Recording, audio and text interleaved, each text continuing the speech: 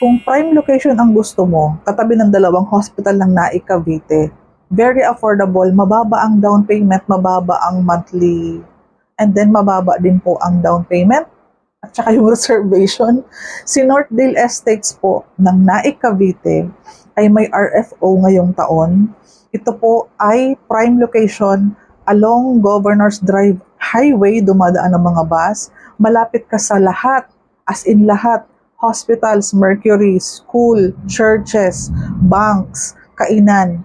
Ito po ay near Central, malapit sa gitna ng NAIC Cavite. Taga NAIC Cavite nga po pala ako.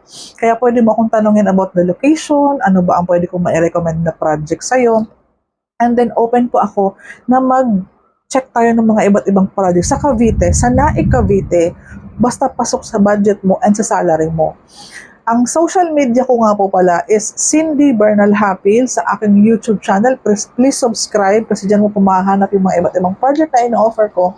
Aside from doon sa mga ino-offer kong promo sa mga personal buyer ko po na ako ang piniling maging agent, bilang pasasalamat po, nagbibigay po ako ng personal promo sa inyo. Depende po yan kung anong buwan ka po magre-reserve. Pag-usapan natin, again, Cindy Bernal Happy lang po ang hahanapin mo. Please subscribe to my YouTube channel para sa mga ibang project na pwede mong mapanood.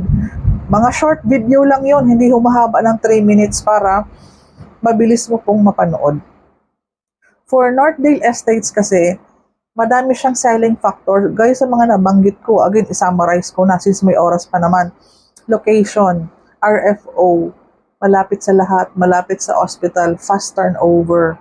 Ayun, mababa ang reservation, 5,000 to reserve, 5,000 ang down payment, 10,000 ang monthly mo dyan, and ang salary required natin is 25,000 to 6,000. Kung gusto mo ng corner, madami kaming corner, basta pasok sa budget mo. Regular na empleyado, active pag-ibig member, walang na-foreclose na housing loan. Kung single ka, mas okay, mabilis lang ang pag-complete ng mga requirements. Kapag married naman, dapat po hindi hiwalay sa asawa kasi kailangan ng appearance ng asawa mo plus 2 valid IDs niya kasama sa loan document signing kasi conjugal property.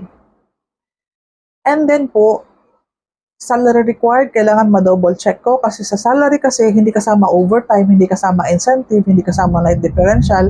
Ang pwede natin isama sa salary mong 25,000 is rice, meal, de minimis, food, ano pang term, clothing allowance, transpo allowance, internet hindi kasama. COE and payslip, dapat ma-double check natin para masigurado kung qualified, pati po ang edad mo po. Maganda kung okay kayo mag-asawa, magkasama pa kayo para kayo regular na empleyado. In the event na kinulang ang salary natin, pwede kayo mag-co-borrower. No hassle kapag locally employed, pareho lang po ang mga requirements na i-provide ninyo. Para mag-guide ko kayo, hanapin mo po ako. Ako po si Cindy Bernal Hapil. Madami akong vlog. Sa sobrang dami kong vlog, ang bilis mo akong mahahanap. Para ma-discuss ko sa iyo yung promo na ino-offer ko sa mga buyer na ako ang pinagkatiwalaan. In return, nagbibigay po ako ng promo para sa mga buyer na ako nga ang pinili.